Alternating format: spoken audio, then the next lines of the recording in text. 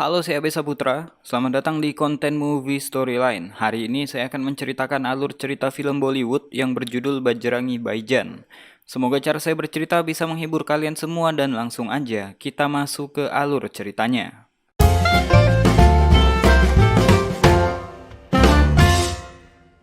Film dimulai ketika seorang anak bernama Syahida lagi mengurus domba-dombanya di bukit. Ketika itu, ayahnya menyuruh Syahida pulang karena hari sudah mau gelap. Jadi Syahida pun beranjak pulang ke rumah sambil bermain dorongan roda dengan menuruni bukit. Namun sayang, rodanya lepas sehingga dia pun mengejar roda tersebut. Karena berlari menuruni bukit yang curam, Syahida pun jatuh dan terguling-guling hingga akhirnya jatuh ke bawah. Si bapak yang baru sampai di rumah pun ditanya oleh ibu Syahida, "Kemana anaknya kok belum nyampe di rumah?" Mendengarkan hal itu, si bapak pun menyadari ada yang gak beres, karena Syahida seharusnya udah pulang lebih dulu. Mereka semua pun langsung turun mencari Syahida, dan salah satu tetangganya menemukan Syahida masih selamat karena nyangkut di batang pohon. Syahida adalah anak kecil yang gak bisa berbicara atau bisu, sehingga saat itu dia hanya bisa menunggu seseorang menemukannya. Akibat kejadian itu, para tetua di kampung itu pun berkumpul dan menyarankan kepada si ibu untuk membawa Syahida ke tempat suci di India supaya Syahida bisa berbicara.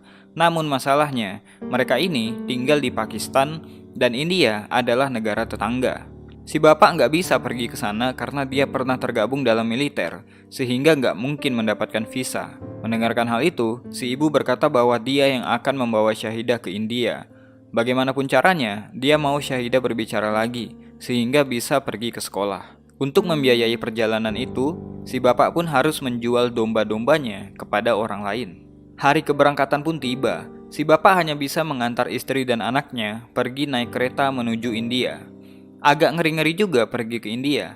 Selain mereka adalah orang Pakistan, mereka juga seorang Muslim dan kedua negara ini sebelumnya pernah berkonflik. Singkat cerita, Syahida dan ibunya pun pergi ke tempat suci yang disebutkan. Berharap dengan mengikuti ritual-ritual yang diadakan, Syahida bisa berbicara. Kepercayaan orang mereka, syair-syair dari tempat suci itu bisa mengabulkan harapan-harapan dan terbilang mujarab. Setelah itu, mereka pun kembali lagi ke Pakistan menggunakan kereta. Di tengah perjalanan, kereta yang mereka naiki mengalami kerusakan sehingga perjalanan mereka sementara dihentikan sampai kerusakan dapat diperbaiki. Menunggu hal itu, orang-orang pun pada beristirahat dan tidur, termasuk ibunya Syahida. Ketika itu, Syahida terbangun. Dia melihat di luar ada anak domba. Karena sudah terbiasa bermain dengan domba, dia pun memutuskan keluar dari kereta untuk bermain dengan anak domba itu. Namun, ketika dia di luar, kereta pun berjalan kembali. Malang buat Syahida, dia hanya bisa mengejar kereta itu dengan langkah kecilnya dan gak bisa berteriak memanggil ibunya. Kereta pun semakin lama semakin melaju. Syahida saat itu pun menangis karena ketinggalan kereta yang keluar menuju Pakistan. Gak lama setelah itu, Syahida melihat kereta api lain yang melintas. Berpikir bahwa kereta ini punya tujuan yang sama. Dia pun menaiki kereta barang ini. Namun sayang, kereta barang itu malah melaju ke arah yang berlawanan. Sementara itu, di kereta penumpang, ibunya terbangun dan menyadari Syahida nggak ada di sana. Dia pun berteriak memanggil-manggil Syahida. Karena panik, dia menyuruh kereta berhenti. Pencarian pun dilakukan. Namun sayang, karena Syahida udah naik kereta lain, dia pun gak ditemukan. Namun si ibu bersikeras untuk mencari Syahida sendiri. Tapi masalahnya, kereta udah masuk ke wilayah Pakistan.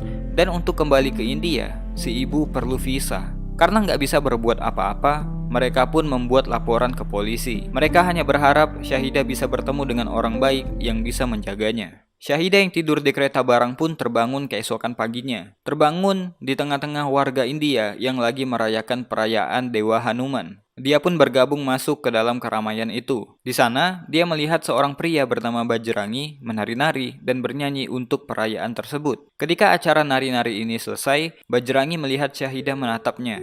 Karena tahu gadis kecil ini gak menatap siapa-siapa selain dirinya, dia pun menawarkan Syahida minuman. Syahida pun langsung berlari ke arahnya dan menghabiskan minumannya. Terlihat Syahida sangat haus. Bajrangi pun memutuskan untuk membelikan makanan juga untuk Syahida. Ketika Syahida makan, mereka pun sambil menanyakan nama. Namun, Syahida yang gak bisa berbicara tentunya hanya diam 1000 bahasa. Bajrangi pun menyuruhnya untuk menghabiskan makanannya, kemudian pergi meninggalkan meja. Tapi setelahnya, Syahidah malah mengikuti Bajrangi. Karena kebingungan dan mengira Syahidah lagi tersesat, Bajrangi membawa Syahidah ke kuil Hanuman. Dia menyuruh Syahidah berdoa supaya orang tuanya menemukan dirinya kembali. Sekali lagi, Bajrangi pun meninggalkan Syahidah di sana, kemudian dia pulang. Ketika udah naik bis, dia pun melihat Syahidah mengejarnya, sehingga dia meminta supir bus untuk berhenti. Bajrangi pun membawa Syahidah ke kantor polisi. Namun polisi menolak jika Syahidah ditinggalkan di sana. Tapi gimana kalau orang tuanya nyari dan melapor ke sini, kata Bajrangi. Coba kau lihat, di sini banyak pencuri dan preman. Gadis kecil ini nggak bisa tinggal di sini. Gimana kalau orang tuanya nggak datang? Begini saja, kata petugas. Kau tuliskan kontakmu di sana, nanti jika ada yang konfirmasi, aku akan menghubungimu, kata polisi. Akhirnya Bajrangi membawa Syahidah pulang. Di dalam bis, Bajrangi bertanya di mana Syahidah tinggal dengan menyebutkan semua nama kota di India.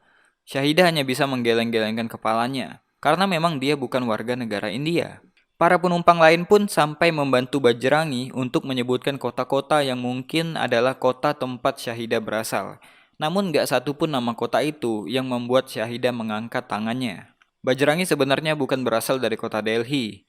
Karena permintaan ayahnya yang udah meninggal, dia pun harus pergi ke kota Delhi mengunjungi teman ayahnya yang bernama Dayanan. Di sanalah dia bertemu dengan Rasika, anak dari Dayanan. Bajrangi tinggal di sana untuk beberapa hari. Di sana dia sering menemani Rasika. Entah itu ketika Rasika lagi bekerja sebagai guru, beribadah, atau berbelanja. Kedekatan itu membuat Rasika jatuh hati pada Bajrangi. Suatu ketika, rumah Dayanan didatangi oleh temannya bermaksud untuk melamar Rasika. Namun Rasika pada saat itu udah jatuh hati sama Bajrangi dan memutuskan untuk menolak lamaran tersebut. Untungnya, Dayanan menghargai keputusan anaknya yang udah memilih jodohnya sendiri. Lamaran pun dibatalkan dan Bajrangi dikasih waktu 6 bulan untuk membeli rumah sendiri sebagai syarat pernikahan dirinya dan Rasika.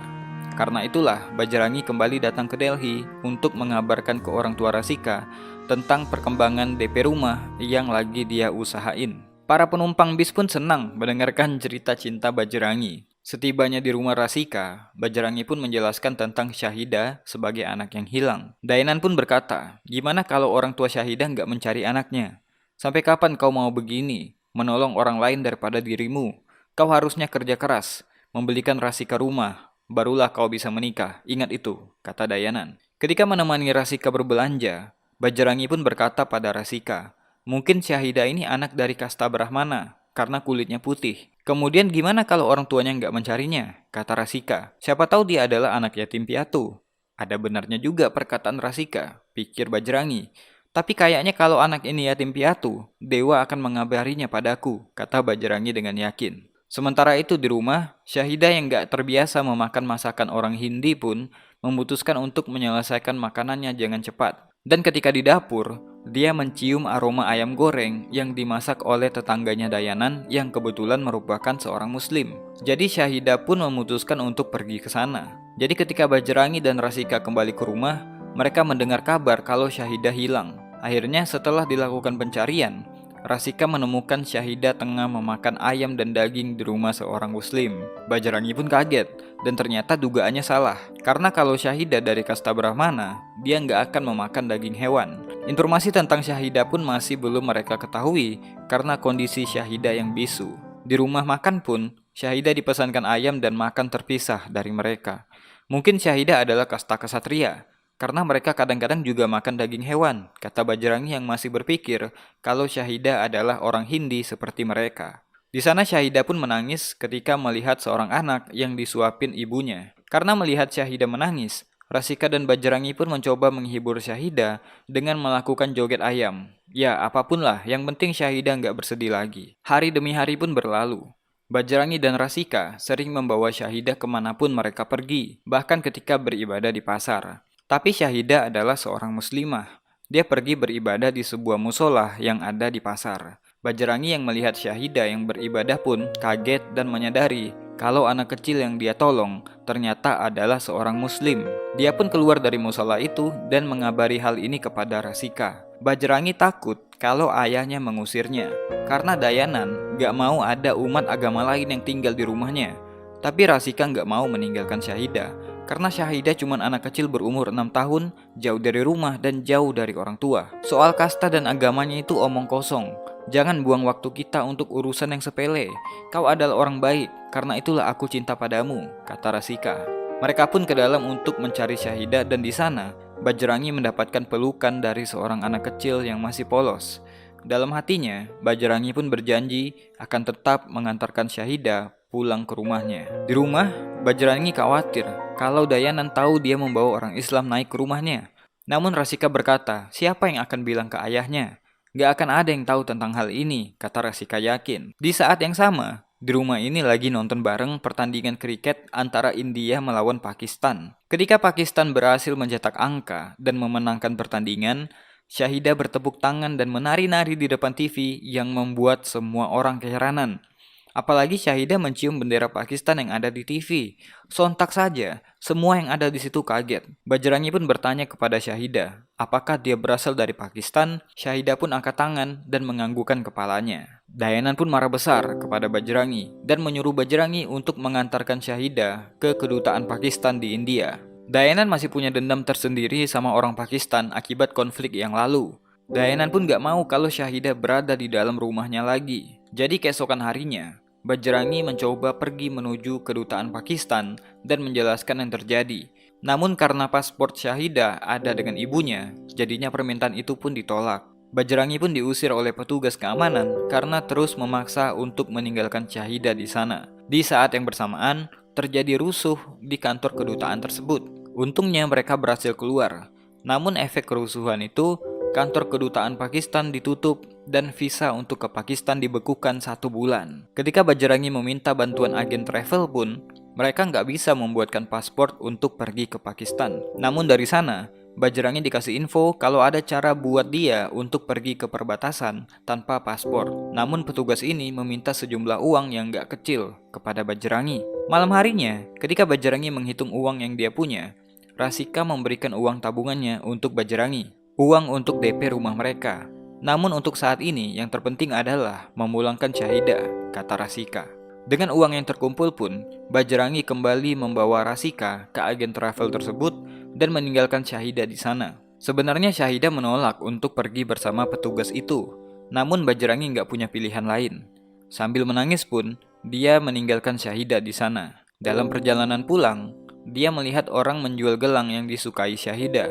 Jadi Bajrangi pun memutuskan untuk membelikan hadiah perpisahan dan dia cepat memutuskan menyusul Syahidah ke tempat tadi.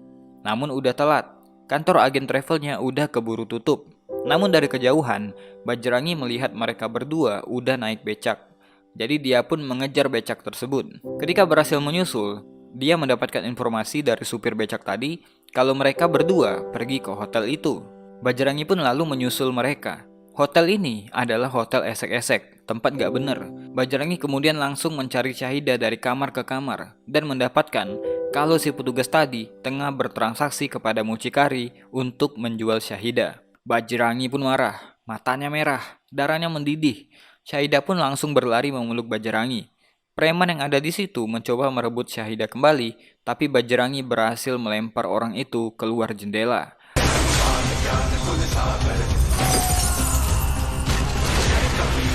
Satu persatu, preman di sana dihajar Bajrangi, termasuk si petugas travel.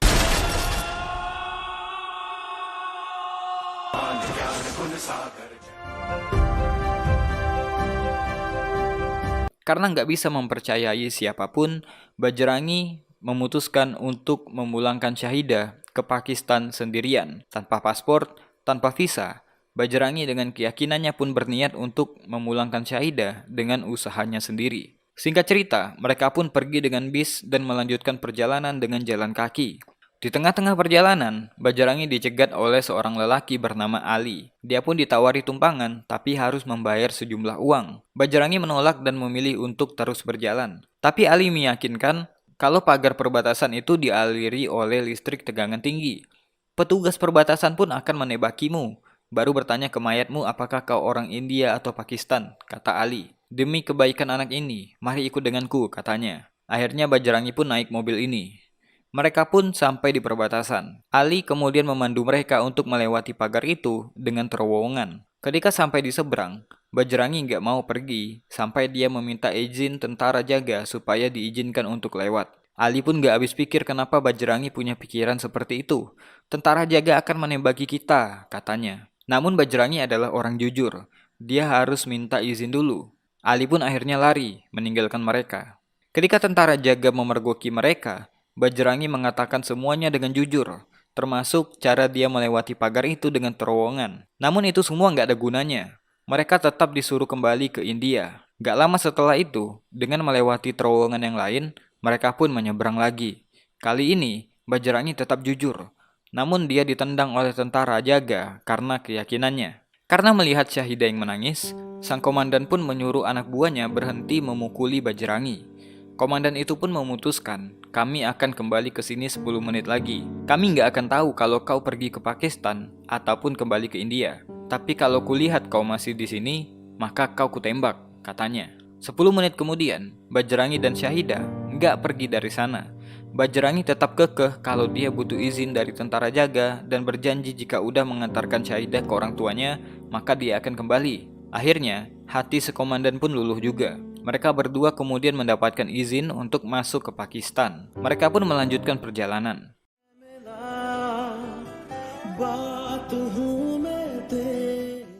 Ketika mereka beristirahat untuk makan dan minum, Bajrangi pun menyuruh Syahidah untuk makan dengan cepat karena ada polisi di sana. Ketika mereka pergi, para polisi itu mengejar mereka dan mencari borgolnya. Bajrangi bilang mereka nggak mengambil borgol. Buat apa mencuri borgol, katanya.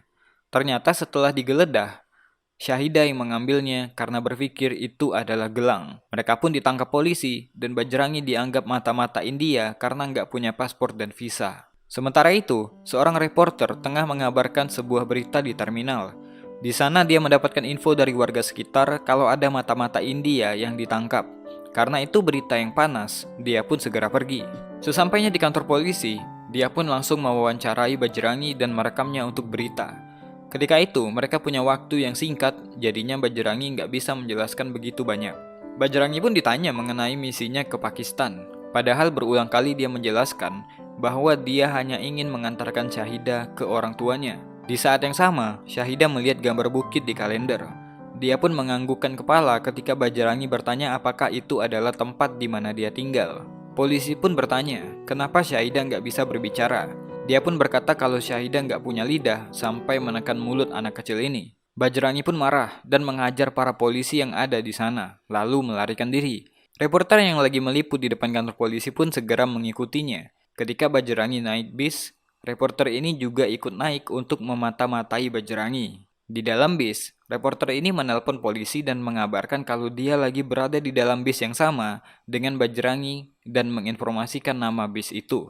Bajrangi bertanya pada kernet bis tentang gambar yang dia tunjukkan. Semua penumpang pun dikasih lihat berharap ada informasi mengenai tempat tersebut. Di saat itulah, si reporter menyadari kalau Bajrangi bukan mata-mata dan membuka penyamaran dirinya. Timing yang tepat sekali, karena ketika polisi mencegat bis ini, kernet bis dan para penumpang mengerti tentang keadaan ini dan menutupi fakta itu. Mereka bertiga pun udah bersembunyi di atas bis. Bajrangi dan Syahidah pun selamat dari kejaran polisi. Mereka bertiga pun setelah itu beristirahat di sebuah masjid sampai besok pagi. Bajrangi pun kaget ketika mengetahui kalau tempat dia beristirahat adalah masjid. Dia pun langsung keluar. Di situ dia bertemu dengan seorang ustadz dan berkata bahwa masjid itu terbuka untuk semua orang dan mempersilahkan kepada Bajrangi untuk masuk ke dalam. Di sana, Bajrangi menjelaskan semuanya kepada ustadz dan meminta informasi tentang daerah yang ada di gambar itu. Namun baik ustadz ataupun murid-muridnya, nggak ada yang tahu tempat tersebut. Di saat yang sama, patroli polisi pun kian ketat di luar sana. Untungnya, keberadaan Bajrangi dan Syahidah dirahasiakan oleh sang ustadz. Karena nggak mungkin keluar dengan patroli polisi di mana-mana, mereka pun akhirnya menyamar sebagai muslimah bercadar sehingga mereka bisa keluar dibantu oleh sang ustadz. Mereka bertiga pun diantar untuk melanjutkan perjalanan dengan rute yang aman dari patroli polisi. Bajrangi memang selalu memegang teguh kejujuran. Tapi beda dengan si reporter yang bernama Nawab ini. Nawab menyuruh Syahidah menyumbat knalpot mobil orang lain dengan pisang. Jadi ketika mobil itu mogok, Nawab berpura-pura membenarkan mobil tersebut. Sehingga mereka pun mendapatkan tumpangan. Tapi benar kata Bajrangi, ketidakjujuran itu hal yang gak dibenarkan. Mobil yang mereka tumpangi adalah mobil kepala polisi yang lagi cuti. Dia terpaksa masuk ke kantor karena mendengar ada mata-mata India yang masuk ke Pakistan. Suasana pun tambah tegang ketika kepala polisi ini menawarkan mereka untuk diantar sampai di rumah. Jadi ketika sampai di kantor polisi, mereka pun gak ada pilihan lain ketika kepala polisi ini menyuruh salah satu anak buahnya untuk mengantarkan mereka bertiga. Singkat cerita, kepala polisi pun akhirnya tahu bahwa yang dia tumpangi tadi adalah tersangkanya. Setelah menjalankan tipu muslihat mereka, untungnya mereka pun berhasil lolos dari situasi tegang ini. Mereka pun melanjutkan perjalanan, menumpang dari satu kendaraan ke kendaraan lain, menumpang menginap di satu tempat ke tempat lain. Perjalanan mereka pun mendekati daerah tinggal Syahidah. Namun, mereka belum menemukan di mana tepatnya rumah Syahidah. Sementara itu di India, Rasika mengkhawatirkan Bajrangi yang belum menghubunginya sejak keberangkatannya. Ayahnya pun kaget dan marah ketika mengetahui kalau Bajrangi pergi ke Pakistan tanpa paspor dan visa.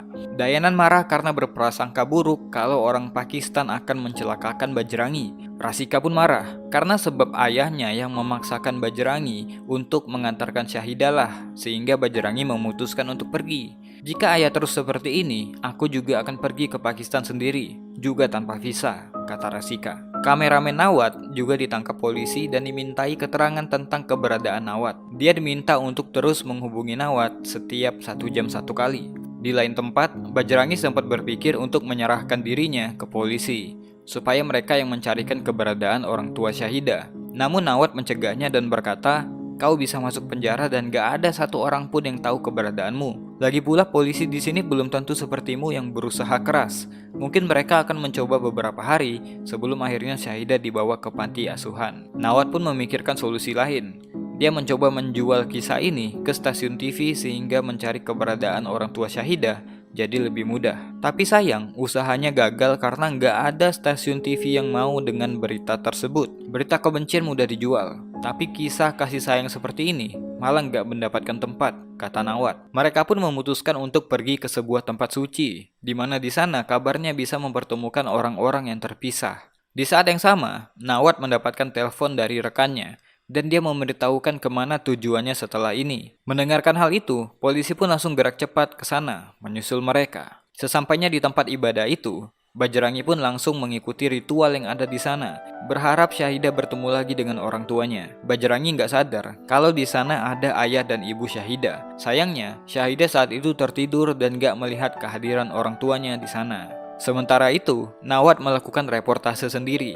Dalam rekaman itu, Nawad menceritakan tentang kisah Bajrangi yang nekat menembus perbatasan hanya untuk mengantarkan Syahidah ke orang tuanya. Nawad berharap dengan video ini, Bajrangi bisa mengantarkan Syahidah dan juga pulang ke India dengan selamat. Setelah itu pun dia mengupload video tersebut di YouTube. Di video tersebut, dia juga mengabarkan kalau stasiun TV menolak untuk menyiarkan berita ini karena kisah ini dianggap sampah dan buang waktu. Ketika lagi di warnet, Nawad melihat rekannya dan juga para polisi datang. Nawad sadar kalau lokasinya dan Bajrangi udah diketahui oleh polisi. Untungnya, Nawad dengan cepat menyusul Bajrangi, kemudian mereka pun lari dari lokasi. Ketika rekan Nawad menelpon, Nawad berkata kalau mereka sekarang menuju ke lokasi lain untuk mendoakan Syahidah. Akhirnya polisi pun pergi dari sana. Ketika lagi istirahat, Nawad mengabari kalau dia udah mengunggah video reportasenya ke YouTube, berharap videonya menjadi viral dan orang-orang membantunya menyebarkan pesan tersebut. Ketika melihat rekaman itu, ternyata nggak sengaja ibunya Syahidah terekam kamera Nawad. Mereka pun mengetahui si ibu baru turun dari salah satu bis dan mereka pun berencana akan melacak dari mana bis itu turun sehingga mereka bisa mengerucutkan daerah tempat tinggal Syahidah. Keesokan paginya, bis itu pun datang. Mereka langsung menanyai si supir. Dari informasi rute yang dilewati si supir, akhirnya diketahui kalau Syahidah berasal dari desa Sultanpur. पहले पड़ता है Ursel Ursel जिला Sultanpur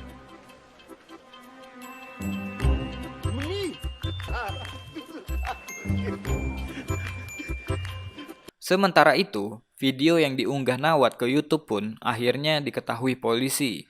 Mereka memerintahkan untuk menyebarkan video itu ke semua stasiun polisi. Karena itulah, patroli polisi menjadi ketat. Bis yang mereka tumpangi pun akan diperiksa polisi. Namun Bajrangi menyuruh Nawad untuk tetap mengantarkan Syahidah dan dia akan menunjukkan dirinya ke polisi sehingga mereka berdua punya waktu untuk lari. Bajrangi pun kejar-kejaran dengan polisi dan mendapatkan pukulan. Dia pun akhirnya tertangkap. Sementara itu, Nawat berhasil mengantarkan Syahidah pulang ke desanya. Berkat perjuangan keras dari seorang Bajrangi, ibu dan anak ini pun berhasil bertemu kembali. रात को मिल गई हुई मंजिल क्योंकि तू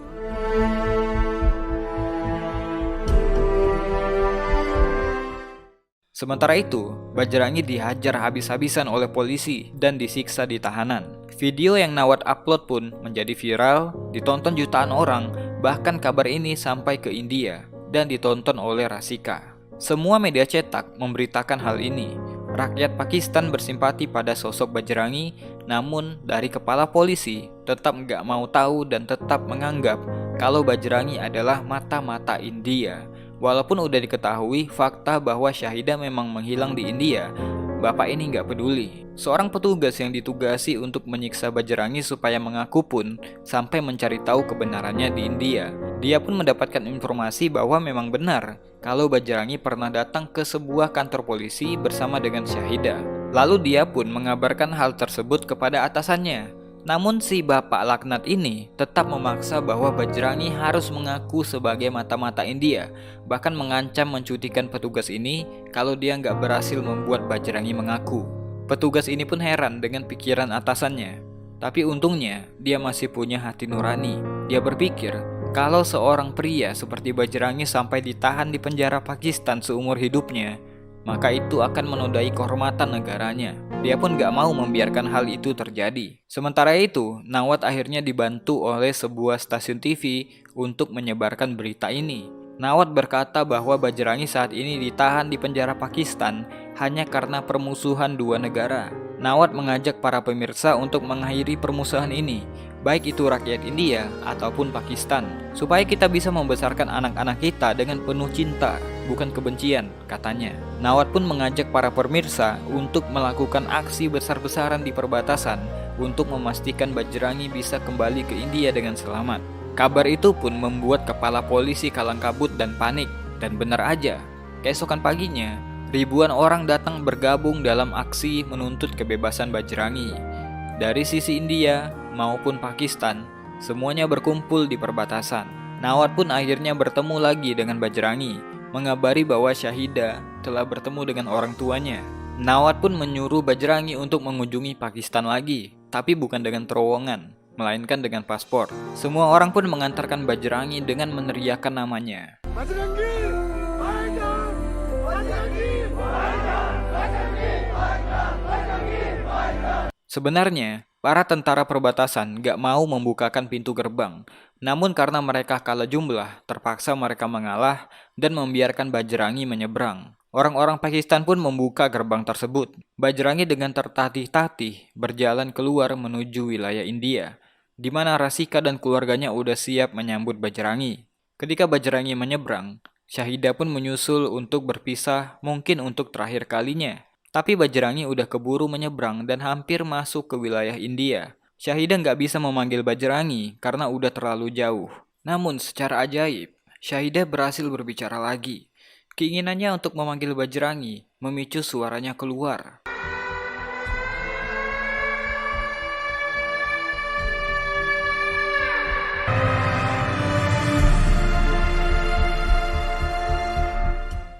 Paman, itu kata pertama yang Syahidah ucapkan. Dia bisa berbicara kembali bukan karena ritual yang macam-macam, bukan karena pengobatan medis, tapi keinginannya untuk berterima kasih pada Bajrangi, orang asing yang baik hati, yang peduli dan memastikan Syahidah kembali ke orang tuanya lagi.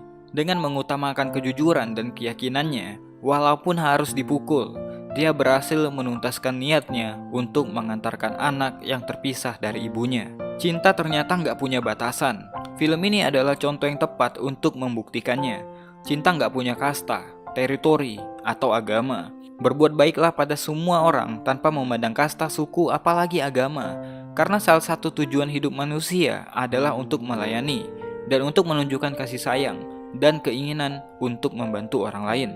Mungkin itu aja untuk video kali ini. Kalau suka dengan konten kayak gini, silahkan di subscribe dan di share. Saya Abesa Putra, to be continue. Jangan bosan jadi orang baik.